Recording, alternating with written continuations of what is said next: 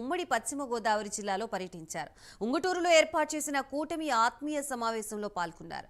ఈ సందర్భంగా మాట్లాడిన పుట్టా మహేష్ యాదవ్ జగన్ పై తీవ్ర వ్యాఖ్యలు చేశారు.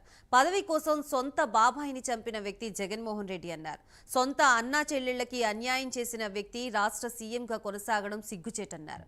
జగన్మోహన్ రెడ్డి ఈ 5 ఏళ్ల పాలనలో దోచుకోవడం తప్పితే అభివృద్ధి ఎక్కడా చేయలేదని ఘాటు వ్యాఖ్యలు చేశారు.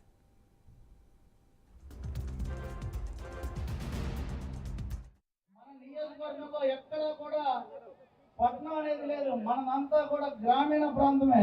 అలాగే మనకి ఇక్కడ చాలా మటుకి మన అందరం కూడా ఆక్వా రైతులు ఎక్కువ. ఆక్వా రైతులకి మన ఈ ప్రభుత్వం ఎంత నష్టం చేసిందంటే చాలా దారుణంగా. మనకి గతంలో ప్రతిపక్ష నాయకుడు ఉండగా మన జగన్మోహన్ రెడ్డి మన గణపవరం వచ్చి ఉంగుటూరు నియోజకవర్గంలో మనం యూనిట్ రూపాయలకే ఇస్తానని వాగ్దానం చేసి అతను మాట తప్పను మడం తప్పననే ఈ ముఖ్యమంత్రి తర్వాత కొద్ది రోజులకి దీన్ని ఎలాగా మనం ఇవ్వకుండా చేయాలని సాగు చూపించి 5 ఎకరాలు 10 ఎకరాలు అని చెప్పి 100లో 10 మందికి కొంతమందికే లబ్ధి చేకూరేటట్టుగా అతను చేసుకొచ్చాడు.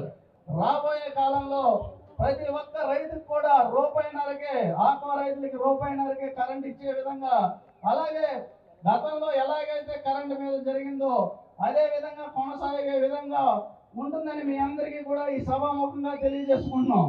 ఈ జగన్మోహన్ రెడ్డి మీకు 2000 రూపాయలు ఇస్తాడేమో ఈ ఎలక్షన్కి, ఎందుకంటే దోచుకునే డబ్బులు ఉన్నాయి.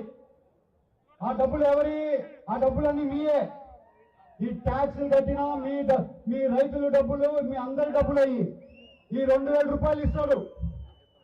ఈ 2000 రూపాయలు ఇవ్వడం అంటే మీకు రోజుకి 90 పైసలు ఇచ్చి కొనుక్కుంటాడు మిమ్మల్ని. అంటే ఆయన రోజుకి మీకు 90 పైసలు ఇచ్చి మిమ్మల్ని కొనుక్కుంటున్నాడు. అదే 90 కోట్లు రోజుకి ఆయన సంపాదించుకోవడానికి ప్రయత్నం ఆయనది. మీరు ఒక్కసారి ఆలోచించండి. అన్నా, ఈ 90 పైసల కోసం మీరు కక్కుర్తి పడతారా? లేకుంటే మన రాష్ట్రం అభివృద్ధి పాటలు నడిపించుకోవడానికి మీరు చూస్తారో ఒక్కసారి ఆలోచించండి. మీ చెల్లెలు ఉంది కదా, ఇన్ని రోజులు కష్టపడింది కదా, నువ్వు సీఎం అవడానికి ఆవిడ కూడా కారణమే కదా. ఆమెకెందుకు నువ్వు ఎంపీ టికెట్ ఇవ్వలేదు? ఎవరో రిలయన్స్ కంపెనీ వాడికి ఎందుకు ఎంపీ టికెట్ ఇచ్చావు నువ్వు? నీ రాజ్యసభ టికెట్ ఎందుకు, ఎంపీ టికెట్ ఎందుకు రిలయన్స్ వాళ్ళకి ఇచ్చావు నువ్వు? నీ సొంత చెల్లెలకి లేదు. అలాంటిది సొంత చెల్లెలకే న్యాయం చేయలేనాడు మన రాష్ట్రానికి ఏం న్యాయం చేస్తారో ఒక్కసారి అర్థం చేసుకోండి అన్నా మీరు.